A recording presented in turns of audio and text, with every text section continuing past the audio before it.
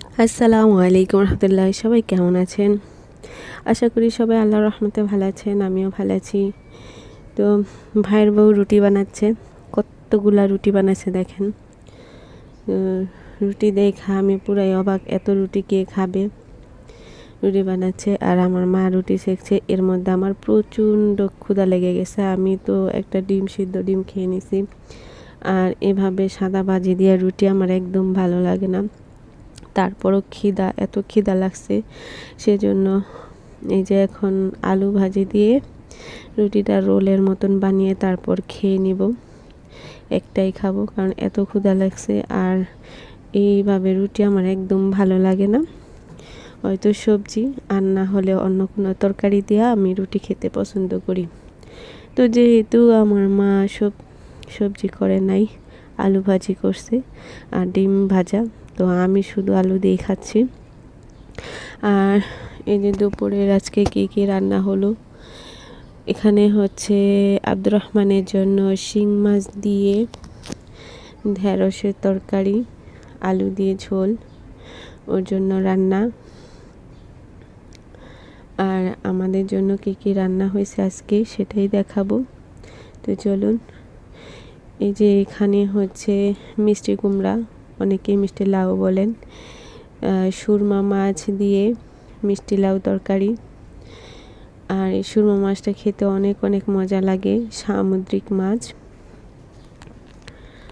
তো সেজন্য আমার আব্বাকে বলছিলাম সুরমা মাছ নিয়ে আসতে, তো আমার আব্বা নিয়ে আসছে।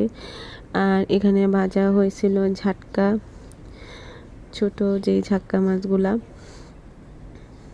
ঝাটকা ইলিশ বলে আর কি যেগুলা। তো আর এখানে হয়েছে আমার সবচেয়ে পছন্দের খাবার হচ্ছে টক। অনেক দিন ধরে মনে যাচ্ছে, কিন্তু টমেটো এত দাম, তারপরেও পাওয়া যাচ্ছিল না।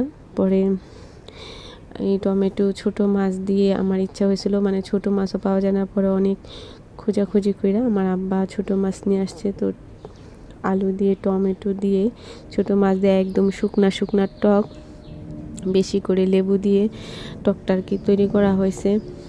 আর সত্যি টকটা মানে দেখতে সরাসরি এত লোভনীয় হয়েছে না, যাদের টক পছন্দ, আমার মনে হয় যে অবশ্যই আপনাদের এই টক হইলে আর কিছু লাগবে না ভাত খাওয়ার জন্য।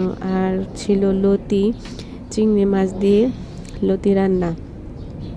তো আজকে ছিল এই রান্না, মিষ্টি কুমড়া, তারপরে ঝাক্কা মাছ ভাজি, লতা, তারপরে হচ্ছে টক, গুঁড়া মাছের টক আর কি। তো আমার তো আর লোভ সামলাইতে পারতেছি না, এত ক্ষুধা লেগে গেছে তরকারি দেখা। তো আমি আর অন্য কোনো তরকারি নেই, সর্বপ্রথমে আগে নিছি মিষ্টি কুমড়া তরকারি, মানে মিষ্টি লাউ। আর এই সুরমা মাছটা সত্যি এত মজা ছিল, মানে তরকারিটা খুব মজা হয়েছে। তো আমি খাইতেছিলাম আর ভিডিও করতেছি, যে আসলে সত্যি অনেক মজা হয়েছে। সুরমা মাছটা কচু দিয়েও রান্না করলে অনেক মজা হয়, যে কচুর যে নিচের অংশটা থাকে মোটা কচু দিয়া।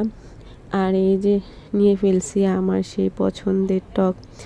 আসলে পেট ভরে ভাত খাই নাই, কিন্তু মনটা ভরে খাইছি। অনেক দিন পর মানে খেতে ইচ্ছে করছিল অনেক দিন ধরেই। পরে আজকে যখন খাইলাম, মানে মনটা একেবারে ভরে গেছে। এত মজা হয়েছিল, সত্যি এত মজা হয়েছিল টকটা, মানে বলার বাহিরে। আমার মা রান্না করছিল টকটা। তো আজকের রান্নাগুলা কেমন লেগেছে আপনাদের কাছে, আর টক কার পছন্দ অবশ্যই কমেন্ট করে জানাবেন। আমরা জলপাই দিয়েও রান্না করি, তারপরে হচ্ছে আম দিয়ে। তো জলপাই দিয়ে খেয়েছি এতদিন, তো আজকে আমার মা লেবু দিয়ে রান্না করছে, কেমন হয়েছে অবশ্যই জানাবেন।